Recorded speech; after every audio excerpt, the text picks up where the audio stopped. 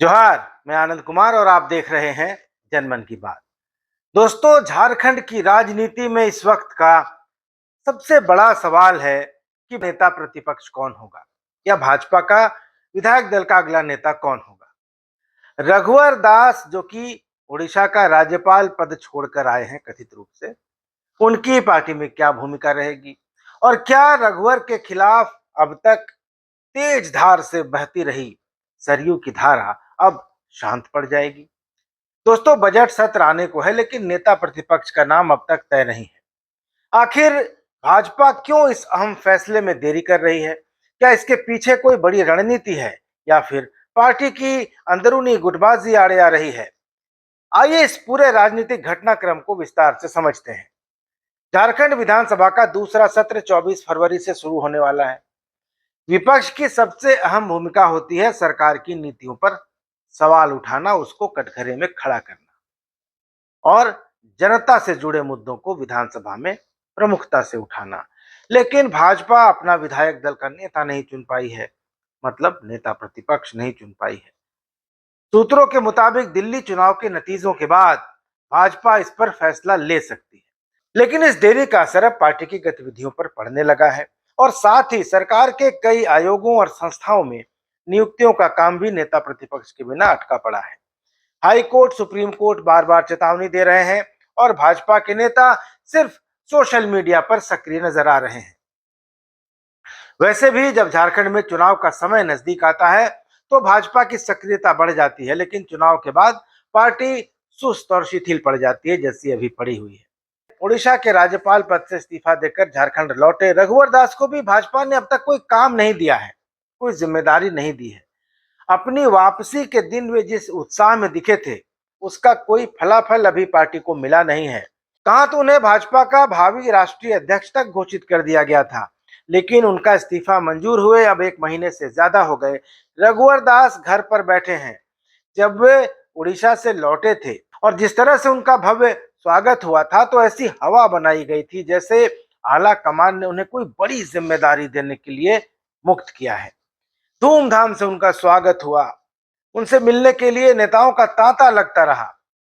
तो पहले कहा गया कि खरमास के बाद उनको बड़ी जिम्मेदारी मिलने जा रही है, लेकिन अब खरमास को भी बीते काफी दिन हो गए, करीब 17-18 दिन हो गए, लेकिन रघुवर दास अभी भी वेटिंग फॉर पोस्टिंग में ही चल रहे हैं।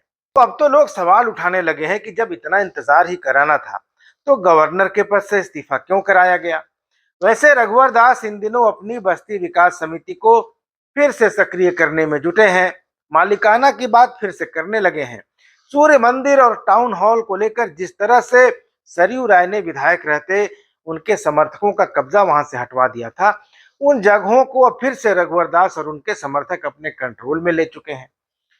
रघुवर दास की सामाजिक सक्रियता भी बढ़ी हुई है। पूजा, दुर्गा पूजा से लेकर सरस्वती पूजा तक सारे पंडालों में भी घूम रहे थे, लेकिन उनकी सारी गतिविधि जमशेदपुर पूर्वी विधानसभा क्षेत्र तक ही सिमटी हुई है, जहां से उनकी बहू पूर्णिमा साहू दास विधायक है।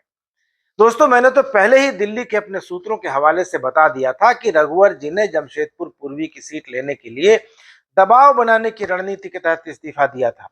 तो उनकी ये रणनीति तो काम कर गई, लेकिन आला कमान को उनकी ये हरकत रास नहीं आई और दिसंबर के आखिरी हफ्ते में जब राज्यपालों को रिशफल किया जा रहा था, तो पार्टी ने उनका इस्तीफा राष्ट्रपति की मंजूरी के लिए भेज दिया। वरना 14 महीने में राज्यपाल बदलने का तो कोई तुक था नहीं। उनके रहते बीजेपी ने उड़ीसा में पहली बार बहुमत के साथ सरकार बनाई थी, तो उनको बदलने का कोई ठोस कारण भी नहीं था। और अगर पार्टी में उनको कोई बड़ी जिम्मेदारी देनी थी तो इस्तीफा स्वीकार करने के साथ ही दी जानी चाहिए थी। वेटिंग फॉर पोस्टिंग में डालने से तो अटकलबाजियों को ही मौका मिल रहा है। अब सबको दिल्ली के विधानसभा चुनाव के नतीजों का इंतजार है। चुनाव के नतीजे के बाद ही पता चल पाएगा कि क्या भाजपा रघुवर दास को सचमुच में कोई अहम भूमिका देगी या फिर उन्हें मार्गदर्शक मंडल में डाल दिया जाएगा। दोस्तों, अब बात सरयू राय की। क्या सरयू की धारा रघुवर दास के खिलाफ उसी प्रचंड वेग से बहेगी या शांत पड़ जाएगी? 2024 के विधानसभा चुनाव के समय निर्दलीय विधायक सरयू राय ने यह सोचकर जनता दल यूनाइटेड का दामन थामा था कि सिटिंग विधायक रहने के नाते वे इस सीट पर दावा करेंगे। जदयू अलायंस पार्टनर है बीजेपी का और इस नाते उनको जमशेदपुर पूर्वी की सीट तालमेल के तहत मिल जाएगी।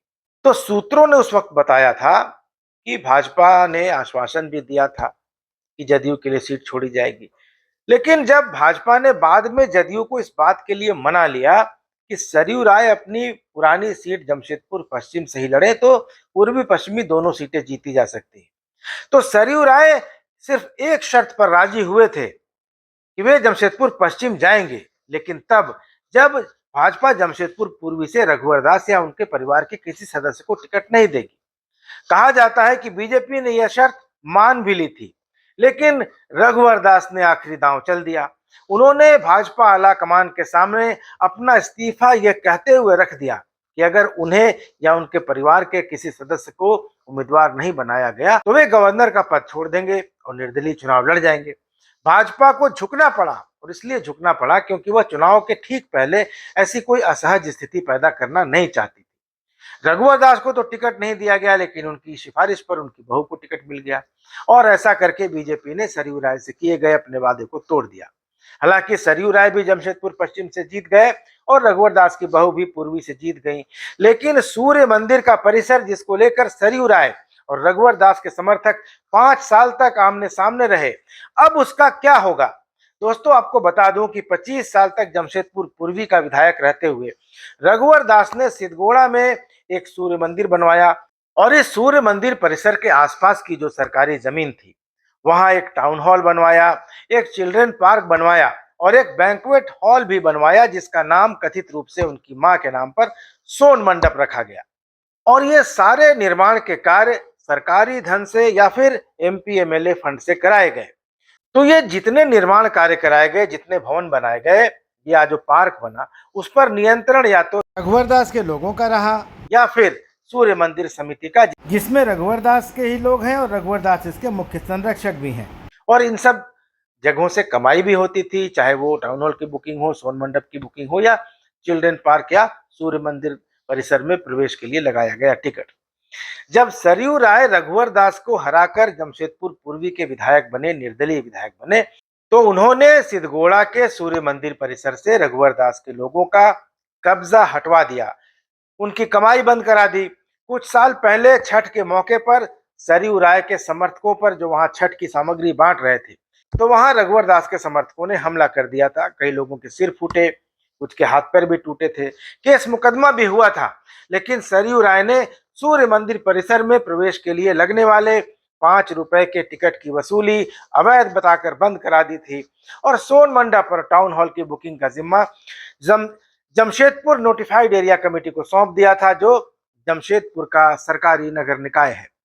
सरकारी जमीन पर बने सूर्य मंदिर परिसर में जनता के पैसों के इस्तेमाल और उस पर निजी कब्जे को लेकर सरयू राय ने चुनाव के पहले हर जिले में प्रेस कॉन्फ्रेंस भी की थी, लेकिन बहू के विधायक बनने के साथ सूर्य मंदिर और उसका कैंपस वापस रघुवर दास और उनके समर्थकों के कंट्रोल में आ गया है।